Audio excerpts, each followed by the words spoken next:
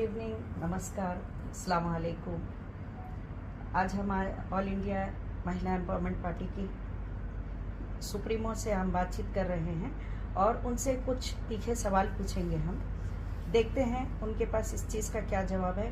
नाजरीन, हम आपको बता दें कि ये हैदराबाद कॉन्स्टिट्यूएंसी चार मीनार से इलेक्शन कंटेस्ट करने का इन्होंने डिक्लेरेशन दिया है। अभी नॉमिनेशन फॉर्म दर्ज नहीं किया है, कमों कोई एक दो रोज़ में ये कर लेंगी। उसके बाद हम फिर आपके सामने आएंगे। बर वक्त हम इनसे कुछ तीखे सवाल पूछेंगे जो हम आपसे पहले ही माफ़ी चाहते हैं कि अगर आपको, लेकिन पॉलिटिक्स में अगर आप आएंगी तो इस तरह के सवाल जो है हम पूछेंगे, क्योंकि हम अपना एक बहुत कीमती वोट आपको देने जा रहे हैं।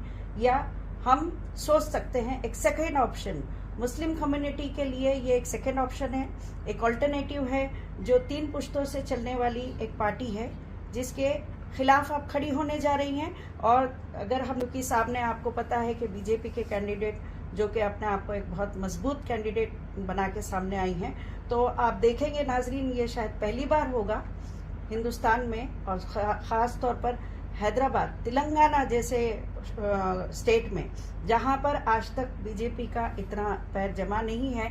यहां पर सिर्फ बोलबाला है, तो 7 कॉन्स्टिट्यूएंसी या 8 कॉन्स्टिट्यूएंसी पे मुस्लिम एमएलए ही हैं और वो जो है अपने एक तरह से पूरे हिंदुस्तान में मुसलमानों की और कोई नुमाइंदगी नहीं है सिवाय MIM के। तो अब हम देखेंगे कि ये 2 मुसलमान हैं और एक बीजेपी है। और क्योंकि आज की हिंदुस्तान की सियासत पूरी की पूरी एक कम्युनल किस्म की हो गई है, उसमें ये एक सेक्युलरिज्म बोल के सामने आई हैं, तो इनसे हम कुछ सवाल करेंगे। देखें ये इसका क्या जवाब देती हैं, ताकि हम अपना कीमती वोट डिसाइड करें कि हम किसको दें। शेख साहिबा, ये बताइए कि हमारे नाजरीन क्या फिर ये समझे, क्योंकि आपके बहुत सारे हमने वीडियोस जो है वो फॉलो किए हैं और खुसूसन ये जब आप इलेक्शन का डिक्लेयर की हैं तो हमारी और हमारे नाजरीन की बहुत पैनी नज़र आपके ऊपर है। तो ये बताइए कि क्या हम ये समझे, हमारे नाजरीन ये समझे कि आप अपने कोई पर्सनल वजूहात की वजह से इस इलेक्शन में उतरना चाह रही हैं, तो इससे आवाम को क्या फ़र्क पड़ेगा?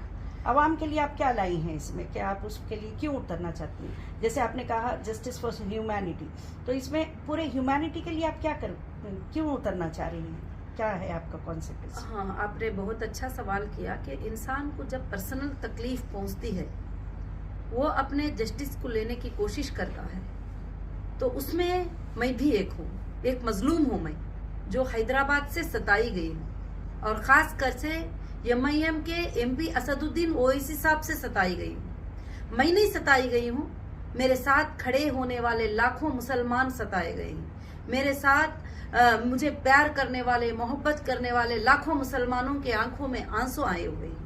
कोर्ट्स के सामने, जेल के सामने, हर जगह पर हमारे लोगों ने बहुत ज्यादा तकलीफ, तो इसमें MIM का हाथ था, ये हर इंसान को मालूम है।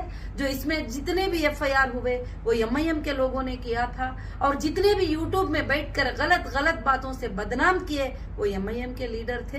तो कहीं ना कहीं मैं एक जगह पर जो है अपनी इंसाफ के लिए भी लड़ रही हूँ। जब मुझे पता भी चला कि मेरे साथ जब इतनी बड़ी नाइंसाफी होती है तो लोगों के साथ कैसी नाइंसाफी होती होगी, तो मैं सबके लिए, इंसाफ के लिए पहले से लड़ने वाली, इस बात को सोचकर मैंने इंसाफ के लिए लड़ी हूँ। मैं आज ही इंसाफ के लिए नहीं, बल्कि जब ये मेरे ऊपर जुल्म करे, मेरे ऊपर झूठा FIR करे, मेरे ऊपर इल्जाम लगाए तरह तरह के, और पार्लियामेंट में खड़ के गलत बातें बोलने लगे, तो मैंने इनके ऊपर 100 करोड़ का मानहानि केस जो है डिस्ट्रिक्ट सिविल कोर्ट में मैंने डाला, और वहां पर पिटीशन अलाउ हुआ। तो फिर जो है मैं वो केस जीत भी गई और 100 करोड़ का केस भी जीत गई, और के कोर्ट भी मान गई कि बेशक जो है इसकी बर्बादी में, इन लोगों के सताने में, इन लोगों को मुश्किल पहुंचाने में जरूर MIM का हाथ है और MIM के नेताओं का हाथ है। तो लाजिम से बात है कि मैं मेरी इंसाफ भी लेने की कोशिश करूंगी। मेरे साथ जितने लोगों को नाइंसाफी हुई है मैं उनको इंसाफ भी दिलाने की कोशिश करूंगी,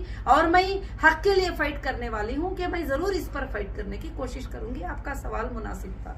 तो हम ये समझे कि आप जो है नाजरीन के थोड़े वजाहत के लिए कि आप ये कहना चाह रही हैं कि जो आपके जैसे पावरफुल लेडी के साथ अगर एक इस तरह से नाइंसाफी हो सकती है जिसमें पूरे एजेंसीज को इन्वॉल्व किया जा सकता है, तो एक आम आदमी के साथ कितनी तकलीफ होती होगी, ये आपका नजरिया है या फिर कुछ और इसके पीछे आपका कोई एजेंडा? नहीं, मेरा नजरिया ये भी है कि जो एक औरत जिन पर ना कभी बुरा बोलती थी, ना कभी गलत बोलती थी, ना कभी मुलाकात की थी, ना कभी कोई इलेक्शन कंटेस्ट की थी, ना कभी वोट मांगने गई थी, ना उनकी सल्तनत में कभी कदम डाली थी, कुछ भी नहीं। कुछ भी ना होने के बावजूद भी इतना बड़ा जुल्म मेरे साथ किया गया। हर एजेंसी को मेरे घर को भेजा गया, टैक्स एजेंसी को, ईडी को, रेवेन्यू डिपार्टमेंट को, इंटेलिजेंस को, हर जगह जहां जहां पॉसिबल होता गया, नेशनल से इंटरनेशनल तक एजेंसीज को मेरे हाथ में भेजा गया। कहीं भी देखो तो MIM के असदुद्दीन ओवैसी साहब का FIR की कॉपी उनके हाथ में होती थी, एक लेटर उनके हाथ में होता था कि आपको कोई औरत नजर नहीं आई इन्वेस्टिगेशन करने के लिए, आपको कोई और पॉलिटिशियन नजर नहीं आए, तो और सिर्फ एक मुसलमान औरत जो आपके जब मुसलमानों को भलाई पहुंचाना चाहते हैं, मुसलमानों की भलाई करना चाहते हैं, तो एक मुसलमान औरत आपको नजर में आई। वो औरत जो हजारों के मस्जिदें बनाने में कामयाब करने वाली, जो हजारों के मदारिस को साथ देने वाली, जो हजारों के लड़कियों को स्टूडेंट बनाकर पढ़ाई करने वाली, उस औरत के ऊपर हमला करके क्यों आप डर गए थे कि एक मुस्लिम फेस आ रहा है, ये अच्छे काम करने के लिए आ रहा है और बगैर पॉलिटिक्स के जो है सबको फायदा पहुंचा रहा है, तो इसको मैं तबाह कर दूं। और आपने ये सोचा तो जाहिर से बात है कि कोई भी सोचेगी। जो जुल्म मेरे साथ हुआ है, वो आज तक भी जो बैठी हूं, ये अल्लाह की बहुत बड़ी ताकत मेरे साथ है, नहीं तो दूसरी औरत होती तो यह जुल्म को कभी भी सामने नहीं बैठती। आपको और भी बताऊं, मेरे कई प्रॉपर्टियों पर MIM के लीडरों ने कब्जा करवाया है, बंगलों के ऊपर कब्जा करवाया है। गवर्नमेंट ऑफिसर्स ऑफिशियल जो ख्वाजा मुहिद्दीन करके जुबली हिल के एक घर के ऊपर वो जाता है, वो घर देखता है, घर बहुत अच्छा लग रहा है तो उस पर कब्जा करके बैठता है, झूठा आर्बिट्रेटर लाता है, मैं अंदर होती हूँ, ED के अटैचमेंट में होने के बाद रजिस्टर करता है। ये सब किसका सपोर्ट है? ये सब किसका सपोर्ट है? किसका सपोर्ट लेके काम कर रहे हैं? और वैसे ही आप टोली चौकी की लैंड देखिए, लैंड ग्रापर कहते हैं इनको, तो लैंड ग्रापर क्यों ना कहें। टोली चौकी की जो लैंड थी मेरी, उसके ऊपर लोगों को कब्जा करा दिया, उससे पैसे ले लिया और पैसे वसूल करते जा रहे हैं और पैसे वसूल करते जाते। अब जाकर मैं सुप्रीम कोर्ट पे उसको जीतने के लिए 6 मंथ लग गया कि ये मेरी लैंड है करके प्रूफ कराने के लिए, जो कि 400 करोड़ देकर लैंड को खरीदा गया था, और वो लैंड को मेरी लैंड करके प्रूफ करा लेने के लिए सुप्रीम कोर्ट में 6 मंथ लग गए। तो यहाँ पर ऐसे बहुत सारे जुल्म होते हैं। मेरे पास ऐसे 100 से 200 औरतें, बेटा मेरा 200 स्क्वायर फीट का घर जो है कोई बेच दिया, 200 स्क्वायर यार्ड का घर जो है कोई बेच दिया, 10 लोगों को बेच दिए, 5 लोगों को। ये खास कर से हैदराबाद के एरिया में चलता है। जो टपोरी टाइप के लोग होते हैं, ऐसे काम करते हैं। तो मैं चाहती हूँ कि जुल्मों के खिलाफ आवाज उठाऊं, और ये जो मेरे साथ जुल्म हुए हैं, ऐसे जुल्म कई लोगों के साथ होते हैं, कई बिल्डर के साथ होते हैं।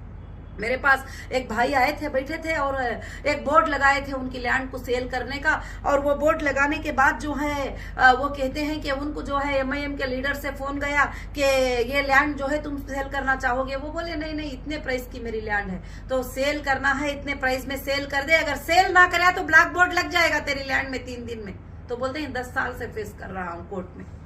यानी आपका ये एलिगेशन है, मैं हम अपने नाजरीन को बता दें कि आपने उनके ऊपर कितने एलिगेशन लगाए हैं इस वक्त। जी, पावर का मिसयूज, जी, लैंड ग्रैबिंग, जी, राउडीज्म। मैंने एलिगेशन नहीं लगाया है। आप लोग क्या अगर पहचानेंगे, लोगों को देखेंगे तो रियल है सब मेरे पास, प्रूफ के साथ, फोटोज के साथ। जो हीरा ज्वेलर्स जो है 2008 में हमारा जो है अफिया प्लाजा में जो शुरू हुआ था, वहां पर 2011 में एक बंदा आता है, MIM का लीडर, बोलता है दोनों भाइयों के फोटो का बैनर बड़ा लगा देता है और 4 दिन में कब्जा कर लेके वहां हमारे स्टाफ को जाने नहीं देता है। आज भी प्रॉपर्टी हमारे नाम से है, आज भी EC में हमारे नाम से है, सब कुछ हमारे नाम से है, हम वहां नहीं जा सकते। ये जुल्म नहीं है? Very true. अब ये तो आप सब ने देखा नहीं है, काफी लोगों ने देखा नहीं। चलें, ठीक है। अब हम आगे अपने अगले सवाल की तरफ पहुंचते हैं, और बस हम मुख्तसर में अब 2 सवाल और करेंगे आपसे। एक ये कि आपको ये क्यों लगता है कि वो मुस्लिम कम्युनिटी जिसके जहन में हमेशा से ये है, उनकी समझ है कि औरत और सियासत ये 2 मुख्तलिफ चीज़ें हैं, वो कम्युनिटी और बाकी दूसरे हमारे हमवतन भाई जितने भी हैं, वो कम्युनिटी सिर्फ एक जस्टिस फॉर ह्यूमैनिटी यानी इंसाफ की आवाज़ उठाने पे आपको एक सेकंड ऑप्शन क्यों समझेगी, क्यों आपको वोट कास्ट करेगी? इंशाअल्लाह मुझे लगता है कि हमारी कम्युनिटी मुझे समझेगी, और कहीं ना कहीं वो समझते हैं कि औरत सियासत नहीं कर सकती, औरत सियासत में नहीं आ सकती, मगर ऐसा कुछ नहीं है। अल्लाह ताला दोनों को कुरान मजीद में बराबर का जो है पार्ट बनाया है, बराबर घर चलाने में, सियासत चलाने में, दुनिया चलाने में, सबको बराबर का पार्ट दिया है।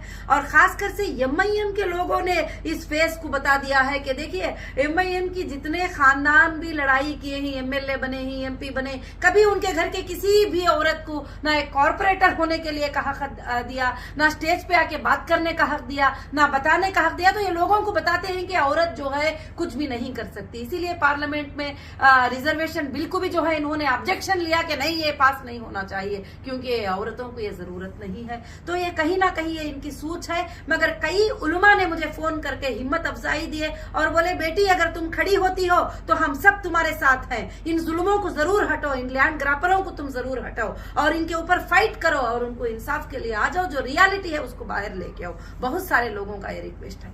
चलिए, तब आप जो है ये इलेक्शन कंटेस्ट कर रही हैं, उस पर आपका एजेंडा जो है, खास तौर से आपने कहा कि इंफ्रास्ट्रक्चर डेवलपमेंट नहीं है और हमारे फ्यूचर जनरेशन की ग्रूमिंग के लिए कोई काम वो नहीं कर रहे हैं, उनको जो है आगे बढ़ाने के लिए, उनको एजुकेट करने के लिए कोई काम नहीं कर रहे हैं। ठीक है, हालांकि दूसरी तरफ से ये बात है कि उनके काफ़ी सारे स्कूल्स है, ये है।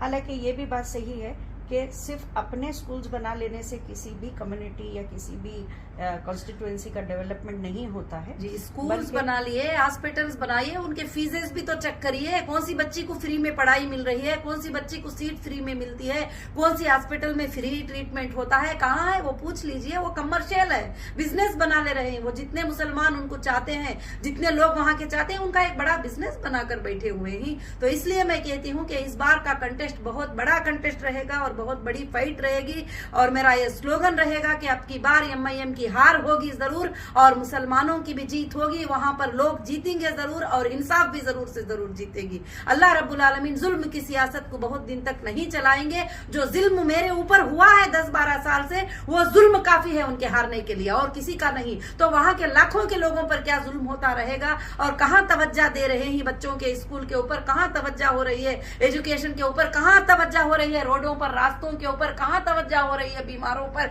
किसी पर कोई तवज्जो नहीं। आप देख रहे थे ना कि साहब जो है जा रहे थे, एक औरत आके बोल रही है कि साहब तुमने पिछले बार इलेक्शन में बोले थे यहाँ पर पानी का पाइप लगाएंगे, फिर भी इलेक्शन आ गया पानी का, तो हाँ हम अगले इलेक्शन में देखेंगे बोलकर भाग रहे थे।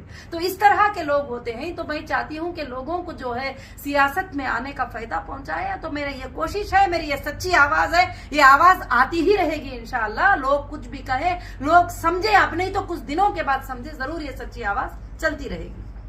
मैडम, पूरी दुनिया आज हिंदुस्तान की राजनीति बहुत कुछ जो है सिर्फ मजहब के ऊपर राजनीति हो रही है। इस राजनीति में आप क्या ऐसा लाना चाहती हैं कि जिससे सिर्फ मुसलमान ही नहीं बल्कि हमारे दूसरे दीगर मजहब के लोग भी आपको वोट दें?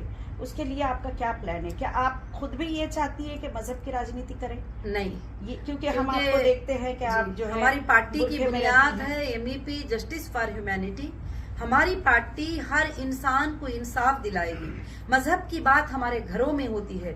जब इंडियन कॉन्स्टिट्यूशन की बात आती है तो वहां मजहब कॉन्स्टिट्यूशन होता है और पूरे देश के हिंदू और मुसलमान को इंसाफ होगी। इसीलिए हमारे पार्टी में टिकट मुस्लिम को भी है और हिंदू को भी है और क्रिश्चियन को भी है। हाँ, कम्युनिटी जहां पर जैसी कम्युनिटी होती है उस कम्युनिटी का रिस्पेक्ट करना हमारे ऊपर जो है लाजिम होता है। मगर मैं एक मुसलमान हूँ, मैं इस्लाम को फॉलो करती हूँ पूरी के पूरी, मगर मैं सारे देश के लोगों से मोहब्बत करती हूँ और सारे देश के लोगों के इंसाफ के लिए लड़ना चाहूंगी और जहां ना इंसाफी होगी वहां पर खड़ी होना चाहूंगी। ठीक है, हम आपके साथ, हमारी बहुत सारी शुभकामनाएं हैं, बहुत सारी हमारी अच्छी ये है कि चले नाजरीन के सामने एक दूसरा ऑप्शन भी आए ताकि ये सेक्युलर है, हमारे मुल्क में डेमोक्रेसी है और हमारे लोग जो है अच्छी तरह सोच समझ के आपको जो है वोट दे। जबकि आप इस स्लोगन के साथ आई हैं कि अब की बार ओवैसी की हार, MIM की हार, अब की बार MIM की हार और नौहरा शेख के गले में हार।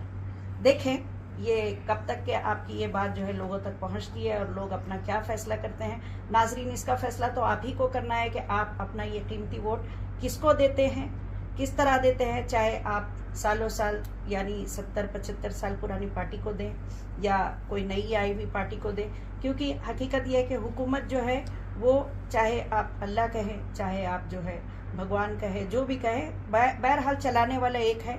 वो हुकूमत अपनी उसी को देता है जिसके हाथ में वो अपने बंदों को सेफ पाता है या उनको आजमाता है। तो हम देखेंगे कि इस बार अल्लाह ताला का क्या फैसला होता है। इसके साथ ही हम आपसे विदा लेते हैं। थैंक यू, जय हिंद।